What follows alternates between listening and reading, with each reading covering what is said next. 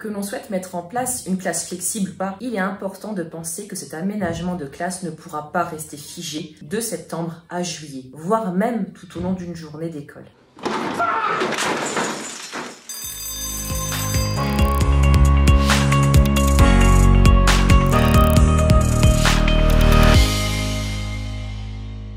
Dans cette vidéo, nous allons nous pencher sur les configurations possibles en ce qui concerne les tables utilisées par les élèves, notamment lors des phases d'apprentissage. En fonction des séances qui vont être menées et des besoins des élèves, la configuration de votre classe peut évoluer et les tables peuvent être organisées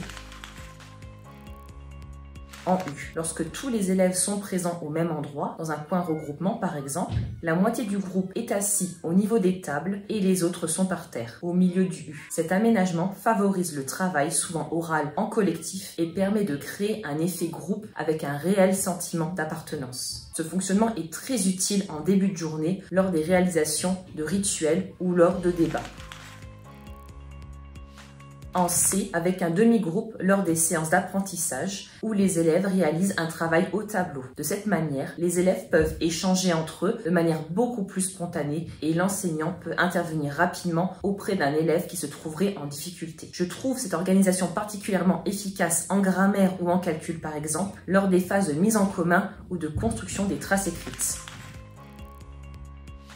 En randonnion pour les séances d'écriture, tracés minuscules et de majuscules, et lorsqu'il s'agit de travailler la copie de mots ou de phrases. Durant ces séances assez particulières, il est primordial que chaque élève soit positionné face au tableau afin d'éviter tout inconfort ou douleur. Ainsi, les allers-retours réalisés entre le tableau et le cahier de l'élève seront plus aisés et efficaces. En îlot, durant les phases de découverte en français ou en mathématiques, il peut être très utile. Cette configuration facilite le travail en groupe. La création d'îlots de 3-4 élèves est la configuration idéale. Au-delà, le travail en groupe perd de son efficacité. Cela favorise les échanges entre les élèves et le partage des tâches.